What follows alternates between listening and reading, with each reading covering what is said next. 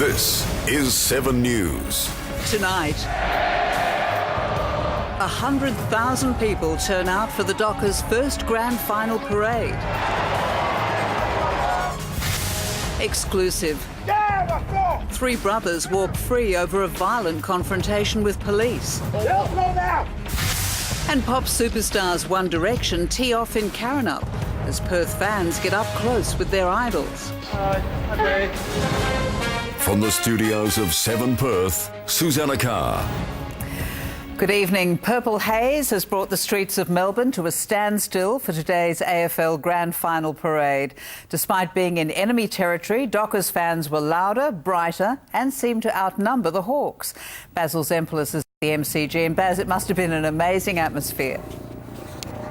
Good evening, Susanna. You're quite correct. That is exactly the situation. Almost 100,000 people in the grand final parade to see the competing teams. And I think it's fair to say that probably half of them seem to be in purple. The noise that they made and the presence that they created really was quite overwhelming. Our own reporter Amelia Brune was in amongst the action.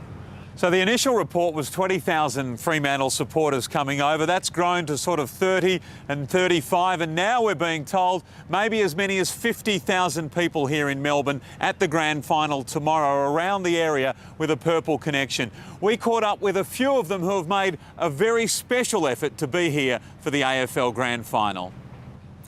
This time tomorrow we'll know if it's going to be a purple September, that's for sure. Just behind me already, queuing, Susanna, are the MCC members. Gates open for them at 8 a.m. and the sprint is on for them to get inside and get the best seats. Later in sport, we'll hear from the coaches and the captains. Susanna? Thanks, Baz. Now to Rob Scott, who's in Fremantle. And Rob, it may be the other side of the country, but for fans here, the Cappuccino Strip is the place to be. Yes, absolutely, Sue. Tomorrow, Fremantle will definitely be the place to be, and there's no doubt the Cappuccino Strip will be Purple HQ. Now, the council's expecting around 20,000 people to gather on the terrace to watch the game on 2 giant screens. Another will be set up at King Square and a fourth at the Esplanade Park. Those last 2 will be family-friendly areas. Now, to accommodate all those people, there'll be several road closures in place from 6 o'clock tomorrow morning until 6 a.m. Sunday. They include South Terrace, Bannister, Nairn and Collie Streets. Now, parking will be at a premium here tomorrow, so the advice is not to drive and to catch public transport, and there'll be dozens of extra buses and a lot more train carriages on offer. If you are going to drive, the council says you should park on the outskirts of the city and catch the free cat buses that'll take you into the centre of town. If you don't fancy watching the game with the masses here in Fremantle, it'll also be shown on giant screens at the Northbridge Piazza and at the Perth Cultural Centre. For Hawthorn supporters, Hawks HQ will be at the Inglewood Hotel tomorrow.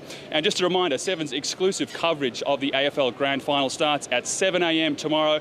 Bounce Down is at 12:30. And if you want to watch it again, there'll be replays on Saturday night and Sunday morning. Now, win or lose, tomorrow will be an historic day for the Fremantle Dockers and their fans. And tonight, here in Fremantle, things are buzzing. Sue?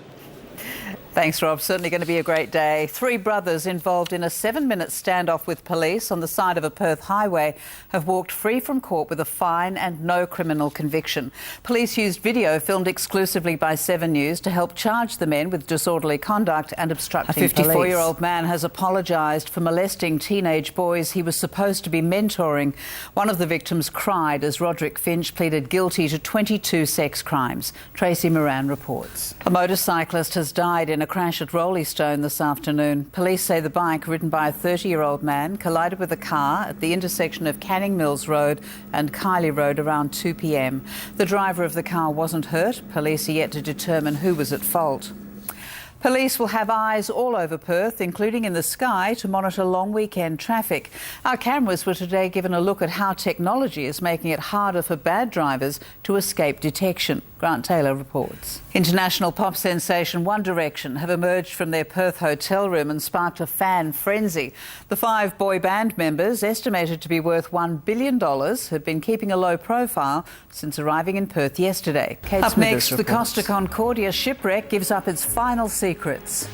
Plus, the world's most wanted woman, how she's triggered a global alert. And a spectacular sky show captured on camera. In Seven's Money Watch, the Australian stock market is modestly higher, putting it on track for a seventh consecutive week of gains. Harvey Norman chairman Gerry Harvey's annual pay remains steady at $1.03 million as the company's profit dropped by 17.5%. Shares in the company were down 0.5% today. One Australian dollar is buying 93.6 US cents and just over 58 British pence. Homicide detectives have revealed how an Albany father was murdered. Detectives say the 31-year-old, who we won't name for cultural reasons, was shot twice.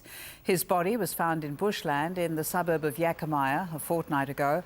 A 35-year-old man has been charged over the murder, but police want to hear from anyone who saw a white ute near North Albany High School on the night of the murder. SES volunteers spent part of the day searching the area where the ute was last spotted. Indonesia has tried to take the heat out of a row that's brewing with Australia over asylum seekers.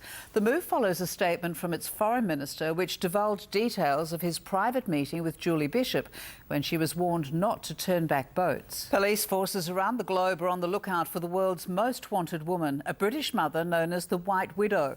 Interpol has issued an alert as suspicions grow that she was one of the terrorists who massacred shoppers in Kenya. Divers have found the final two bodies in the ruins of the Costa Concordia, 20 months after the cruise liner sank off the Italian island of Giglio. Italian passenger Grazia Tricarichi and Indian crew member Russell Rebello are the last of 32 people killed in the disaster. Divers were only able to safely enter the wreck last week after the ship was hauled upright in a complicated 19-hour salvage operation. The remains will be DNA tested before being returned to the victims' families. A spectacular sight has appeared over Canada as a meteor streaked through the night sky. A dashboard camera in a police officer's car captured the meteor over northern Alberta last Saturday. Night turned into day briefly as the bright fireball shot across the sky. No damage was reported. Time now for more sport. Let's go back to Basil Zemplis in Melbourne. Baz. Pretty cold, Sue, and almost hard to believe we're almost there. In 24 hours, we'll know if Hawthorn or Fremantle are premiers for 2013. And there are calls from AFL greats for the Hawks to target Ryan Crowley. Plus, Shane Warne stuns the pros at St Andrews. Well, enough with the NRL. Of course, it's all about the AFL. A huge day for Fremantle tomorrow. Wherever you're watching the game, enjoy it. Our coverage kicks off at 7 a.m. and the bounce at 12:30. Hope to see you throughout the day, and good luck to the Fremantle Dockers in their first AFL Grand Final. Susanna, from a pretty brisk Melbourne, it's back to you. Thanks, Baz. Angela Sun is up next with the long weekend forecast and what the Dockers can expect at tomorrow's Grand Final. On the water, winds will be west-northwesterly on seas to 1.5 metres and the swell will reach 3 metres.